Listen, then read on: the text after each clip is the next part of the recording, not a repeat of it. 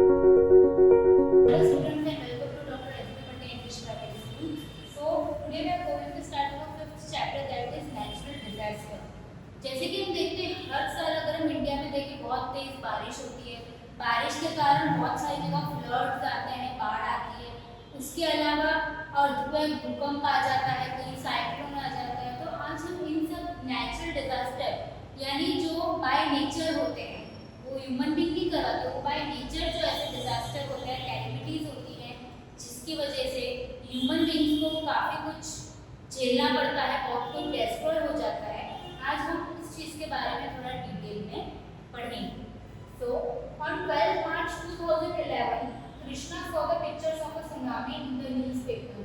2011 की बात है, कृष्णा नाम का जो लड़का है उसने क्या देखे, सुनामी कुछ पिक्चर्स देखे उसने पेपर में। After reaching the school, she asked the class teacher, "Sir, I read the news about tsunami in the newspaper. How does the tsunami occur?" कि जब वो स्कूल पहुंचता है तो उसने अपने सर से पूछा कि सर ये सुनामी क्या है और ये कैसे अकर होता है, ये सुनामी कैसे आता है। So, sir replied, natural disasters are two types. Disaster are earthquake, tsunami, and volcano occur due to the changes in the interior of the earth, whereas disaster like flood, cyclone, forest fire, drought, etc. occur due to the changes of surface of the earth. तो उसके sir ने क्या बताया कि there are two types of, दो types के disaster होते हैं। कौन कौन से होते हैं? तो ऐसे नेचुरल डिजास्टर जैसे कि हम बात करें, अर्थक्वेक है यानी भूकंप आना, सुनामी यानी पूरे शहर में पानी भर जाता है, बहुत ही पूरे इवन शहर बर्बाद हो जाते हैं सुनामी में। अगर वॉल्केनो, जो वॉल्केनो होता है फट जाता है, उसके अंदर से लावा ही लावा आग निकलती है। तो ये कब होते हैं? Changes in the interior. जो हमारा अर्थ है, हम लोग तो अर्थ के ऊपर रहते हैं, ह्यूमन बीइंग अर्थ के अंदर नहीं रहते, हम अर्थ के ऊपर रहते हैं। तो अर्थ के अंदर क्या है? आग है, गैसेस है। तो जब भी कुछ अर्थ के इंटीरियर में चेंजेस आते हैं तब ये सब चीजें होती हैं। दूसरा टाइप कौन सा है?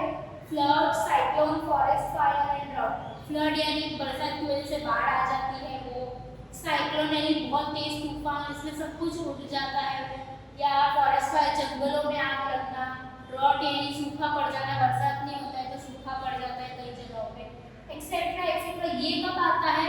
जब अर्थ के सरफेस पे चेंज होता है, यानी अर्थ के ऊपर, अर्थ के अंदर नहीं, जब अर्थ के सरफेस पे चेंजेस होते हैं तब ये सब चीजें देखने मिलती है। तो हम फर्स्ट नेचुरल डिजास्टर के बारे में पढ़ेंगे जो है earthquake. The weak upper crust of the earth suddenly experienced tremors either due to collision of plates or due of the tremendous pressure in the interior of earth. अगर हमने कहीं movies में देखा हो तो अचानक जब वो भूकंप आता है तो कैसा होता है? सब हिलने लगता है, घर हिलने लगता है, बर्तन होंगे वो भी खड़खड़ करने लगते हैं, सीलिंग पे पंखा होता है वो झूलने लगता है। तो ऐसा क्या होता है? सडनली एक कॉलिजन होता है जिसके क्या एक एक्सपीरियंस होता है सब हिलने का। ट्रेमेंडस प्रेशर, एक प्रेशर आता है अर्थ के अंदर इंटीरियर में, जिसकी वजह से क्या हुआ, ऐसा ट्रेमेंडस क्या कर रहा है, वो हो रहा है। ऐसे ऐसे जो चीजें होती हैं, प्लेट्स गिर जाते हैं, सीलिंग्स हिलने लगते हैं, कभी कभार तो इतना तेज भूकंप आता है कि बिल्डिंग्स भी गिर जाते हैं। सो earthquake originates from its hypocenter which is deep down below the surface of the earth. तो जहाँ पे ये शेकिंग शुरू होता है, मेन एपिसेंटर होता है वो अर्थक्वेक का। जहाँ पे ये मेन चीज होगी, जो अर्थ की प्लेट्स जो इंटीरियर में हिल जाती है, वो मेन एपिसेंटर होता है अर्थक्वेक का, वहीं से सबसे ज्यादा भूकंप आते हैं। Such sudden shaking और trembling is known as earthquake. जब ऐसी सब चीजें होती हैं इसे हम क्या बोलते हैं? earthquake. Earthquake waves are created from epicenter due to the process of an earthquake. Earthquake occurs due to the interval. Earthquake कब occur होता है? जब अर्थ के अंदर disturbance create होता है, imbalance create होता है, जो अर्थ के अंदर different चीजें हैं उनके अंदर imbalance create होगा तो क्या आएगा? भूकंप आता है। एपिसेंटर यानी मेन पॉइंट, जहाँ पे मेन पॉइंट होता है वहाँ सबसे ज्यादा प्रेशर होगा, लेकिन जो मेन पॉइंट से अर्थ को कैसे ब्रॉड होगा और फैलेगा, तो जहाँ मेन एपिसेंटर होता है वहाँ सबसे ज्यादा, और जब वो फैलता है तो कहीं बिल्डिंग हिलती है, सब घर की चीजें हिलने लगती है, तो हमें पता चलता है भूकंप आया है। अब यहाँ पे आप एक सीन देखिए, ये सीन ऑफ डिस्ट्रक्शन देखिए, पूरी बिल्डिंग गिर गई है। जैसे अगर हम बात करें गुजरात में 2001 का जो भूकंप आया था जनवरी में 2001 में something. So the waves of earthquake spread outward from the epicenter. तो जो एपिसेंटर होता है अर्थक्वेक का, वहां से वो अर्थक्वेक पूरे चारों तरफ फैल जाता है। The point on the surface of the earth exactly above the hypocenter focus is known as epicenter. तो जहाँ पे मेन अर्थक्वेक का एपिसेंटर होता है, हम उसे हाइपोसेंटर फोकस भी बोल सकते हैं। ओके, तो intensity of the earthquake is felt at maximum around the epicentre. जो इंटेंसिटी यानी रफ्तार की भाई कितनी तेजी से भूकंप आया, जो इंटेंसिटी होती है अर्थक्वेक की वो सबसे ज्यादा कहाँ होगी, एपिसेंटर के पास होगी। The effects of an earthquake decrease as we move far away from the epicenter. लेकिन जैसे जैसे हम उस एपिसेंटर से दूर आते जाएंगे वहाँ पे अर्थक्वेक का लेवल डिक्रीज होता जाएगा। अगर हम एपिसेंटर के पास में होंगे तो वहाँ बहुत तेज भूकंप आएगा, लेकिन अगर हम उससे थोड़ा दूर जाते जाएंगे तो वहाँ पे कम झटके आएंगे भूकंप। We can measure the intensity of the earthquake and know its point of origin hypocenter with the help of a seismograph. अब जैसे कि साइंटिस्ट ने बहुत चीजें डेवलप की है। सेस्मोग्राफ क्या है, जो अर्थक्वेक आया है, जो अर्थक्वेक भूकंप आया वो कितने इंटेंसिटी का था, कितने इंटेंसिटी का भूकंप आया वो हम उससे मेजर कर सकते हैं। भाई 3 का आया, 4 का है, 5 का है, चलो 2.5 का एक नॉर्मल भूकंप होता है, लेकिन 3 के बाद भूकंप यानी बिल्डिंग्स गिर सकती हैं, बहुत ही डिस्ट्रॉय हो सकता है, काफी कुछ कैलेमिटीज हो सकती हैं। There are 3 main reasons for occurrence of earthquake. अब earthquake कुछ main 3 reasons हैं जिनकी वजह से earthquake आता है। First, earthquake caused by volcanic eruption.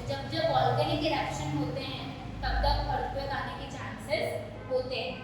Second, earthquake caused by strike slip fault. Strike slip fault है कि जो हमारे अर्थ के इंटीरियर में जो लावा है, मोल्टन है, मैग्मा है, फिर एक अर्थ प्लेट्स भी आती है जो एक लैंड को क्या करती है, बैलेंस करके रखती है। अगर उसमें भी कुछ इम्बैलेंस क्रिएट होता है तो क्या भूकंप आने के चांसेस बढ़ जाते हैं। थर्ड है earthquake caused by subduction in an active subduction zone. अगर हम देखिए जैसे पेट्रोल डीजल, हम पेट्रोल कहाँ से निकालते हैं, जमीन खोद के। अगर हद से ज़्यादा अगर हम जमीन खोद देंगे तो अंदर जाती जाएगी वो मशीन और अर्थ के अंदर क्या वो इम्बैलेंस क्रिएट कर देगी, तो वहाँ पे भी अर्थक्वेक आने के चांसेस रहते हैं। The center of the earth is approximately 6,371 kilometers from Earth's surface. जो सेंटर होता है approximately कितना किलोमीटर है, 6,371 किलोमीटर है Earth's surface का। ओके, अब नेक्स्ट हम देखेंगे वोल्केनो। हमने पिक्चर में देखा होगा, या कोई आप पिक्चर देखिए एक्टिव वोल्केनो है, जो पहाड़ होते हैं और उसके अंदर से आग निकलती है, मैग्मा निकलता है। ठीक है, तो हम आज इसमें वोल्केनो के बारे में भी देखेंगे। Volcano refers to an opening in the earth crust from which motion lava, rock, fragments, ashes, dust and gases are ejected from the below the earth surface. जैसे कि मैंने आपको क्या बताया, अर्थ के अंदर, तो अर्थ के ऊपर है बट अर्थ के अंदर क्या क्या है, लावा, मैग्मा, मोल्टन, ये सब चीजें हैं। और जैसे कि अगर मैं बता दूं तो हिस्ट्री के हिसाब से अर्थ बहुत साल पहले मिलियन साल एक आग का गोला था, लेकिन अगर हम आज की भी बात करें तो हम तो अर्थ के ऊपर रहते हैं बट अर्थ के अंदर आज भी क्या है, मोल्टन यानी जिसे हम आग बोल सकते हैं, लावा है, मैग्मा है। तो वोल्केनो कब आएगा, जब लावा जो अर्थ के इंटीरियर की चीजें हैं वो अर्थ के ऊपर आने लगेगी और माउंटेन में से बाहर निकलेगी अर्थ के सरफेस की तरफ एक प्रेशर की वजह से, तब क्या आएगा, वोल्केनो आएगा। उसमें क्या क्या होता है, मोल्टन, लावा, रॉक, एशेस, गैसेस होती हैं डिफरेंट टाइप्स की, फिर ये भस्म जो ऐश हम बोलते हैं। ठीक है, ये सब हमें अर्थ के सरफेस में से देखने मिलता है। अब यहाँ पे आपको दो पिक्चर्स हैं, ये डोरमेंट वोल्केनो है, ये एक्टिव वोल्केनो है। ठीक है, तो volcanic eruption occurs due to 4 main reason. और वोल्केनिक इरप्शन के 4 मेन रीजंस क्या क्या है, high temperature in the interior of the earth. जब अर्थ के अंदर टेम्परेचर बढ़ जाएगा हद से ज्यादा, जब वो अर्थ का सरफेस उसे छेद नहीं पा रहा, हैंडल नहीं कर पा रहा, तब क्या होगा, वोल्केनिक इरप्शन होगा। नेक्स्ट है क्रिएशन ऑफ मैग्मा। जब उसमें मैग्मा बनता रहेगा तो उसका क्या होगा, ऑब्वियसली जब मैग्मा बनेगा तो उसका सरफेस भी बढ़ता जाएगा और क्या होगा, इनडायरेक्टली टेम्परेचर इंक्रीज होगा इंटीरियर में। थर्ड है creation of gases and vapour. अब अर्थ के अंदर जो गैसेस एंड वेपर है, तो अगर गैसेस और वेपर जब आपस में मिक्सअप होते हैं, कुछ कॉलिजन होते हैं, राइजन ऑफ मैग्मा, जो मैग्मा होता है अगर वो अर्थ के सरफेस की तरफ इंटीरियर से अर्थ के सरफेस ऊपर जाने का ट्राई करेगा, तो उस प्रेशर की वजह से वोल्केनिक इरप्शंस होते हैं। The magma is pushed upward by the gases lying under the magma. Magma ऊपर कैसे आता है, जो गैसेस होती हैं इंटीरियर ऑफ द अर्थ में, उसकी वजह से मैग्मा क्या करता है, अर्थ के ऊपर आता है। Secondly, the water percolating through the cracks and opening of weak rock surface turns into the vapor. अब जैसे कि हम जानते हैं पाइपलाइंस की वजह से हम बहुत सारी खुदाई कर रहे हैं वेल्स की वजह से, तो कहीं कहीं क्रैक्स की वजह से या वीक रॉक की वजह से वो क्या, वहाँ पे गैस बननी शुरू हो जाती है। This vapour is full of pressure. ये जो वेपर होती है वो उसके अंदर इतना ज़्यादा प्रेशर होता है कि वो बहुत सारी क्या स्पेस क्रिएट करता है और मैग्मा को एक बहुत ऐसे, जब जैसे मैं अगर बात करूँ बॉम्ब ब्लास्ट होता है तो कितना एक फुल फोर्स आता है, एक अलग प्रेशर होता है, तो सेम इस वेपर में भी बहुत तेज प्रेशर होता है, जिसकी वजह से मैग्मा एक फुल प्रेशर की तरफ ऐसे माउंटेन से बाहर आता है। This vapour causes magma to rise, और इसी वेपर की वजह से मैग्मा बहुत तेजी से प्रेशर के साथ ऊपर आता है। The gases present in the magma reach nearer the surface of the earth and erupt with the high pressure in form of lava, ash, gases, rock, pieces of various shapes, size and etc. जब ये gases magma के साथ मिलकर अर्थ के surface पे आती हैं, तो एकदम फुल फोर्स के साथ इसके अंदर से हमें क्या क्या आता है बाहर, लावा निकलेगा, डिफरेंट गैसेस निकलेंगी, ऐश यानी हम भस्म बोलते हैं वो निकलेगी, रॉक के छोटे छोटे जो रॉक्स के टुकड़े होते हैं वो निकलेंगे, डिफरेंट साइज और shapes. And this is known as a volcano. तो इन जो हमने देखा इसे हम वोल्केनो बोलते हैं। All this volcanic residuals come on the surface of the earth and form a mountain like a structure. तो जब ये एक साथ ही ऊपर आते हैं तो एक माउंटेन जैसा स्ट्रक्चर क्रिएट कर देते हैं। ऐसा जरूरी नहीं कि माउंटेन में से निकले, नॉट पॉसिबल, वो कहीं से भी निकल सकता है, जहाँ जहाँ का प्रेशर बढ़ा वहाँ वोल्केनिक इरप्शन हो सकते हैं। If the amount of gases and vapor is more than the weight of the surface is narrow and the eruption is dangerous. अगर जैसे जैसे गैसेस और वेपर का प्रेशर बढ़ जाएगा तो जो जिस रास्ता होता है वो वेंट एक होती है, जो सरफेस के अंदर इंटीरियर में वेंट जो होता है उसके मीडियम से वो क्या आएगा, लावा मैग्मा सब ऊपर आता जाएगा और वो सरफेस क्या होगी, नैरो हो जाएगी और छोटे मोटे जो वोल्केनिक इरप्शन होते हैं वो काफी डेंजरस साबित हो सकते हैं। But if the amount of gases is less and the vent is broad and long, then the molten lava comes out slowly and spread itself in the earth's surface. लेकिन अगर वो गैसेस का pressure काफी slow है और जो went है वो ब्रॉड नहीं है तो क्या करेगा, ऊपर आएगा नहीं, वो वहीं पे अर्थ के सरफेस के अंदर सेटल डाउन हो जाएगा, क्योंकि प्रेशर और गैस नहीं होगा तो वो ऊपर आने का ट्राई नहीं करेगा। There are three types of volcanoes. Volcanoes कितने टाइप्स के होते हैं? Three types के volcanoes. First है active volcano, second है dormant volcano and third है extinct volcano. हम देखेंगे volcanoes are found in various places in the world. अब volcano पूरे वर्ल्ड में डिफरेंट जगह पर हम volcanoes देखने मिलते हैं। There is only one active volcano in India. India की अगर मैं इंडिया की बात करूँ तो इंडिया के अंदर सिर्फ एक ही एक्टिव वोल्केनो है, that is in the island of Andaman and Nicobar island, जो हमारा अंडमान एंड निकोबार आइलैंड है उधर। Volcanic eruption at any place और region leads to massive destruction in the local area. जब वोल्केनो आता है तो उसके आसपास के जो एरिया होते हैं वो काफी डिस्ट्रॉय हो जाते हैं। अगर मैं सपोज एक एग्जांपल हम लेते हैं, कहीं पे वोल्केनिक इरप्शन हुआ, अब समझो अगर उसके आसपास कोई गांव है या जंगल है तो उसके अंदर जो अर्थ के अंदर से वो आग निकली, मैग्मा निकला, तो उसकी वजह से पूरा फॉरेस्ट जल सकता है और गांव में भी आग लगने के चांसेस हैं।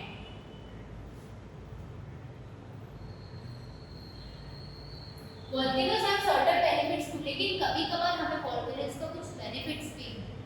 The fertility of land increases due to lava. जो लैंड की फर्टिलिटी होती है, क्योंकि लैंड में हम खेती बाड़ी करते हैं तो उसकी वजह से लैंड की इंक्रीज हो जाती है। The agriculture production is very good due to fertile land, और अगर फर्टिलिटी अच्छी होगी लैंड की तो उसके ऊपर एग्रीकल्चर भी काफी अच्छा होता है। As it is made of lava, जैसे कि आप एक एग्जांपल दिए जावा एंड समाधान, ठीक है, इसकी वजह से काफी अच्छा, क्योंकि लावा की वजह से इनका काफी अच्छा प्रोडक्शन उस टाइम पे हुआ था, क्योंकि जब जब वोल्केनिक इरप्शन होता है तो इसकी वजह से लैंड को क्या मिलती है, एक फर्टिलिटी मिलती है। The potassium rich soil from the volcanic residue help the farmers to obtain abundant crop production, क्योंकि लावा के अंदर जो भी मटेरियल्स उसमें से बाहर आए उसके अंदर पोटेशियम होता है। जब पोटेशियम लैंड को मिलेगा तो उसके ऊपर हम आसानी से अच्छा क्रॉप प्रोडक्शन कर सकते हैं, और जो कि फार्मर के लिए काफी बेनिफिशियल है।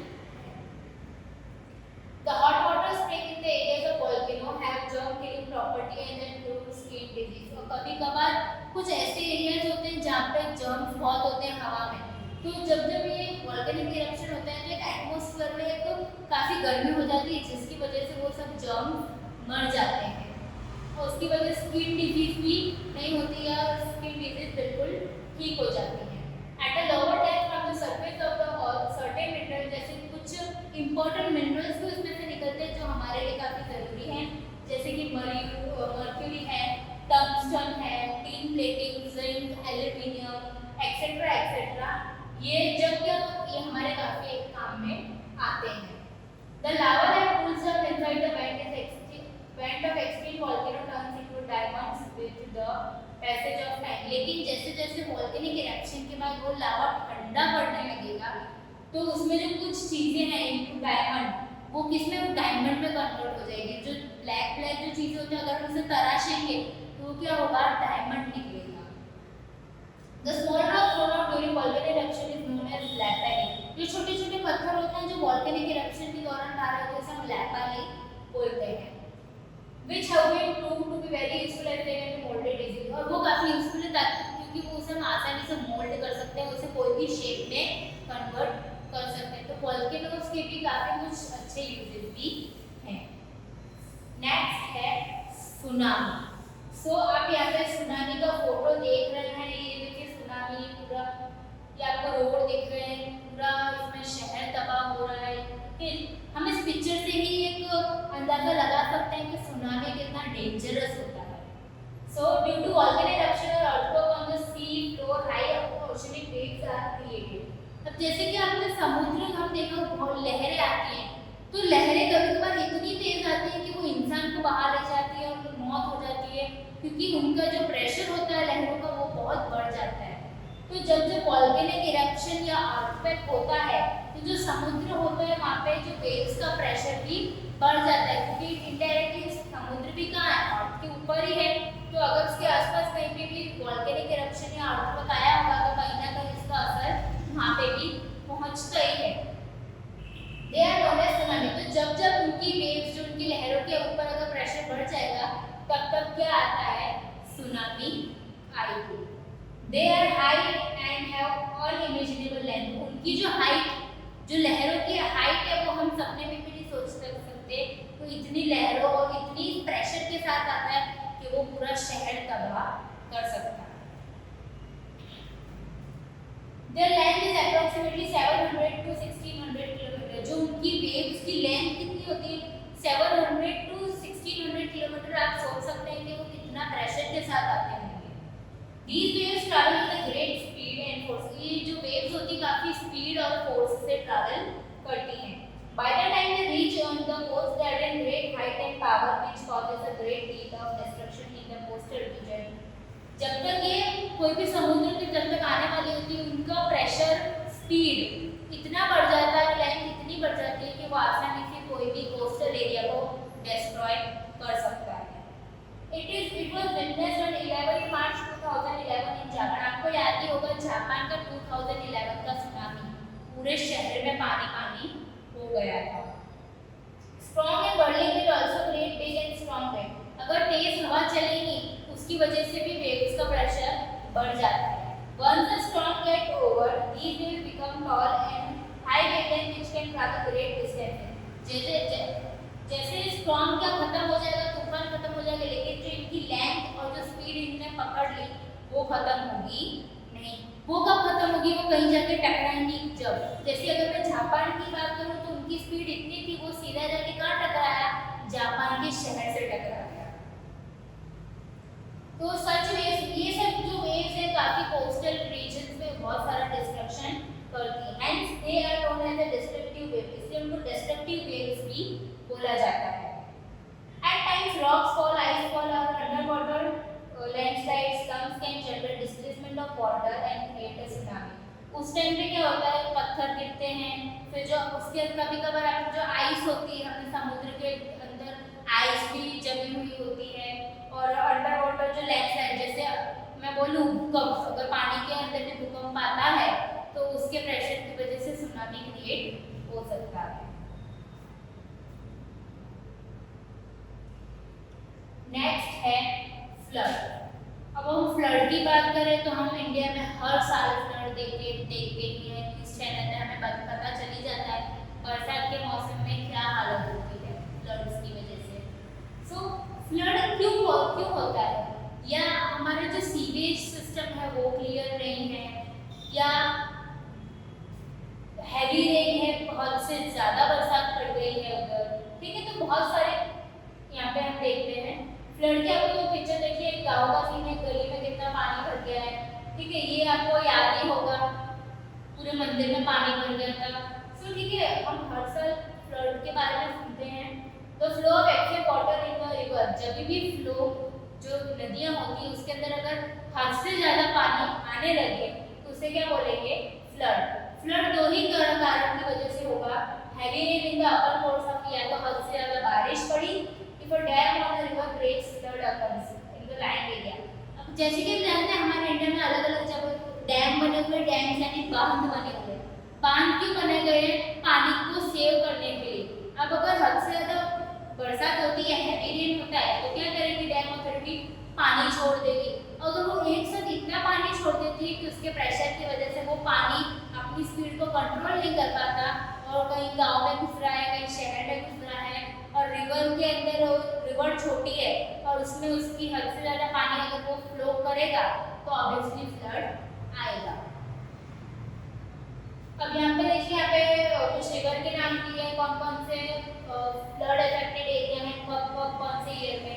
जैसे गंगा और यमुना जो नदी है उस नॉर्थ इंडिया में है, जो कि 1978 में वहाँ फ्लड आया था। फिर मानसून जो नदी है वो मोरबी में है, वहाँ पे 1979 में आया था। तापी नदी जो कि सूरत में है, वहाँ पे 2006 में आई थी बार। कोसी नदी जो कि बिहार में है वो 2008 में आया था। और नॉर्मली हम हर साल देखते हैं कि हैवी रेन की वजह से जो कितने सारे गांव पानी में डूब जाते हैं, सब जगह पानी ही पानी दिखता है। नेक्स्ट है फैमाइन। आप ये सीन देखिए, फैमाइन, ये सिर्फ ये जमीन के आपको लैंड का आपको पिक्चर दिया गया है, अगर कुछ आपको दिख नहीं रहा सिर्फ ऐसे ही जमीन, उसमें भी क्रैक्स पड़े हुए हैं। अगर हम उसे आम भाषा में बोले तो सूखा पड़ जाना, अकाल पड़ जाना।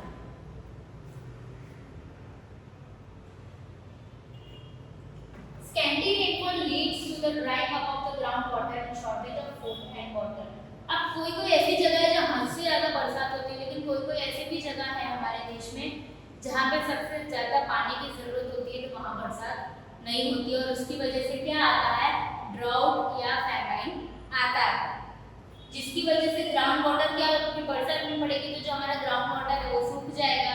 तो अगर पानी ही नहीं होगा तो ना हम खाना, क्योंकि खाना बनाने के लिए भी पानी चाहिए, और कुछ उगाना है, एग्रीकल्चर करना है, तो उसके लिए भी हमें पानी की ज़रूरत पड़ती है। This condition is known as famine. इस कंडीशन को हम फैमाइन बोलते हैं। The condition of famine occurs in the case of scanty rainfall और नो रेनफॉल। ये कहाँ पे देखने मिलता है? या तो बिल्कुल ही बरसात नहीं हो उस एरिया में, या तो थोड़ी बहुत बरसात होती है। फॉर 2 to 3 years, अगर सलन 2 या 3 साल उस जगह पर अगर बरसात नहीं पड़ेगी, वहाँ पे फैमाइन आता है। The possibility of famine is less if we plant more trees.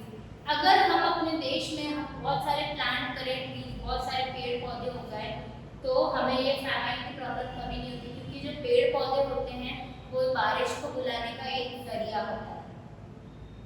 So next है cyclone. The simple meaning of cyclone is air which blows at the great तो एक हवा का झोंका जो बहुत ही स्पीड में चल रहा है। It can be called a storm और वर्ल्ड, इसको हम स्टॉर्म बोल सकते हैं, तूफान, आंधी तूफान जो हम बोलते हैं वो। The coastal area of India experience cyclone every, जो कोस्टल जो समुद्र के किनारे जो एरिया है इंडिया के, वहाँ पे हर साल हम देखते हैं तूफान आया है। The eastern coast specially experiences every, जो ईस्ट कोस्ट है हमारा इंडिया का, वहाँ पे मोस्टली हम हर साल देखते हैं कि उन्हें तूफान का सामना करना पड़ता है, क्योंकि जो समुद्र के किनारे जो एरिया होते हैं वहाँ पे जो विंड की स्पीड होती है, प्रेशर होता है, वो बहुत ही ज़्यादा होता है। तो वहाँ पे इतनी तेज हवा की वजह से वहाँ पे उनको साइक्लोन का सामना करना पड़ता है। ये साइक्लोन का असर देखिए, पूरे घर गिर गए हैं, पेड़ गिर जाते हैं, इलेक्ट्रिसिटी पोल गिर जाते हैं, ठीक है, बहुत सारा डिस्ट्रक्शन होता है। इफेक्ट्स ऑफ साइक्लोन वेरी से हाईएस्ट इंटेंसिटी इतना बढ़ जाता है कि वो डिस्ट्रक्शन फैलाने लगता है। However, this will affect a limited areas for a limited period of time. हालांकि ये जो विंड है कुछ ही एरियाज को अफेक्ट करती हैं और सिर्फ कुछ ही टाइम के लिए। तो अब यहाँ पे सीन देखिए साइक्लोन के लिए, देखिए पूरा घर गिर गया है, ये कितनी तेज हवा चल रही है, पेड़ भी पूरे वन साइड झुक रहे हैं। तो साइक्लोन की वजह से भी काफी कुछ डिस्ट्रक्शन होते हैं।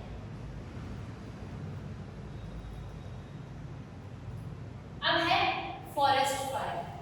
ओके, अगर हम देखें इंडिया में तो फॉरेस्ट हमें, जैसे अगर हम बात करें इंडिया एक एग्रीकल्चर कंट्री, तो यहाँ पे हमें देखिए मोस्टली हम सब जगह फॉरेस्ट देखने मिलते हैं। सो ये फॉरेस्ट फायर का आपको सीन है, तो आपको क्या लगता है फॉरेस्ट फायर का कोई जंगल में माचिस लेके जाता है आग लगाने के लिए? नहीं, तो ये कैसे आग लगती होगी? आपने कभी सोचा है कि जंगल में तो कोई आग लगाने जाएगा नहीं, तो वहाँ पे ये आग कैसे लग जाती है? तो ये क्या है, नेचुरल है, ये बाय नेचर ये एक चीज है। Friction between dry branches of trees and other factors cause forest fire, it causes a great amount of damage to the forest resources. Okay, हमने पढ़ा होगा कि आग का इन्वेंशन कैसे हुआ था, जब दो पत्थर को घिसा गया था तब आग का इन्वेंशन हुआ था। तो जंगल में भी क्या है, ड्राई ब्रांचेस जो सूखे हुए डालियां होती है, अगर जब वो आपस में टकराती हैं तो क्या उनके बीच में फ्रिक्शन पैदा होता है, जिसकी वजह से आग लगती है। और आग तो हमें पता है कितनी तेजी से फैलती है, तो फॉरेस्ट में आग लगने की वजह से पूरा जंगल डिस्ट्रॉय हो जाता है। उसके अंदर जो लोग जो जानवर रहते हैं, पक्षी रहते हैं, उन सब की लाइफ डेंजरस में आ जाती है, सब मर जाते हैं, पूरे जीव जंतु हैं उन सबका घर छिप जाते हैं, पूरे फॉरेस्ट में आग लग जाती है। अब यहाँ पे सीन देखिए, पूरा जंगल जल रहा है यहाँ पे। अब नेक्स्ट है लैंडस्लाइड। अब यहाँ पे आप एक फोटो देखिए, थोड़ा ये पहाड़ पैसा पूरा ही नीचे आ गया है। लैंडस्लाइड जैसे पूरी जो जमीन होती है खिसक के अलग हो जाती है उस एरिया से। The sliding of large mass of rock material soil, जब भी कोई एक हिस्सा उस लैंड से अलग होकर गिर जाता है उसे लैंडस्लाइड बोलते हैं। ये ज्यादातर माउंटेन्स एरिया होते हैं वहाँ हमें देखने मिलता है। इसके दो कारण हैं, या तो बहुत हद से ज्यादा अगर बरसात होगी तो लैंडस्लाइड क्रिएट होगा, और या अर्थक्वेक, अगर काफी हाई इंटेंसिटी का अगर अर्थक्वेक आता है तो भी लैंडस्लाइड के चांसेस होते हैं। For an example, in the rainy season the railway transportation in Konkan gets disturbed due to the landslide. एक एग्जांपल इन्होंने दिया है यहाँ पे कि रेनी सीजन के टाइम पे जो हमारा रेलवे ट्रांसपोर्टेशन है कोंकण एरिया में रुक जाता है, क्योंकि वहाँ पे लैंडस्लाइड बहुत होती है।